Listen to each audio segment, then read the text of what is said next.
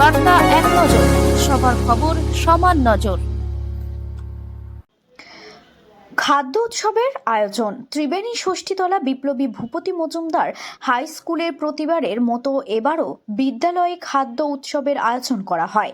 এদিন বিদ্যালয়ে পঞ্চম থেকে দশম শ্রেণী পর্যন্ত ছাত্রছাত্রীরা তারা বাড়ি থেকে বিভিন্ন ধরনের মুখরোচক খাবার তৈরি করে নিয়ে আসে এই খাদ্য উৎসবে সামিল হয়।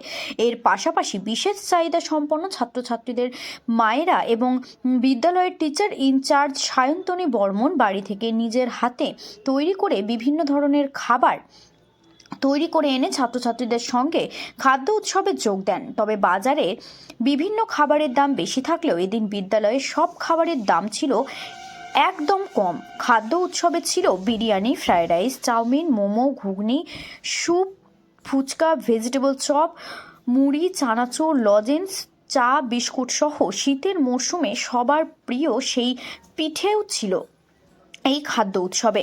বিদ্যালয়ের ইনচার্জ সায়ন্তনী বর্মন নিজের হাতে রসবড়া, পায়েস সহ বিভিন্ন ধরনের খাবার তৈরি করে আনেন। কেউ 1 টাকা, কেউ 2 টাকা, কেউ আবার 5 টাকা ও 10 টাকায় পেট ভর্তি করে খাবার বিক্রি করেছে, যা দেখতে এলাকার মানুষের উৎসাহ ছিল চোখে পড়ার মতো।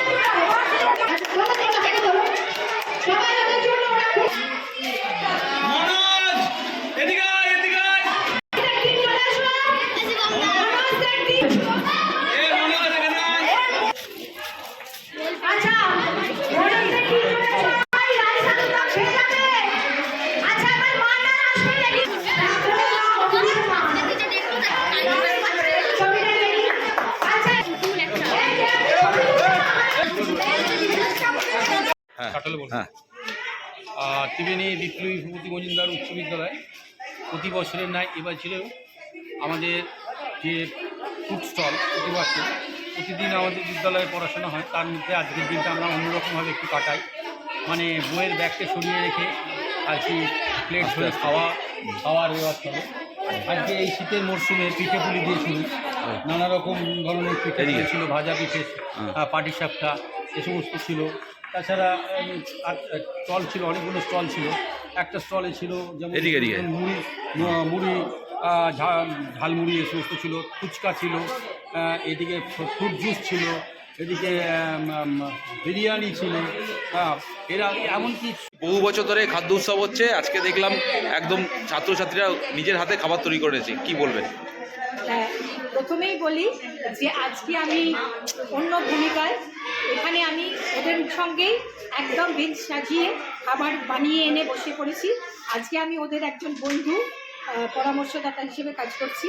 আর সব থেকে যেটা বড় কথা, ওরা নিজে হাতে যত্ন করে বাড়ি থেকে সবার জন্য, বন্ধুদের জন্য, আমাদের সবার জন্য খুব সুন্দর সব খাবার দাবার বানিয়ে এনেছেন।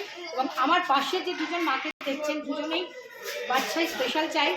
আমাদের যারা স্পেশাল চাইল্ড রয়েছে তাদের মায়েরাও সমান উৎসাহ নিয়ে এই অনুষ্ঠানে যোগদান করেছে এবং আমাদের আকর্ষণীয় পুরস্কার দেওয়া হয়েছে ছাত্রছাত্রীদের জন্য, মায়েদের জন্য। সব থেকে বড় কথা, এটা এখন স্টুডেন্টস উইকের একটা পার্ট হচ্ছে, কিন্তু এবছরটা আমরা একটু অন্যরকমভাবে এটাকে সাজানোর চেষ্টা করেছি, এটাই।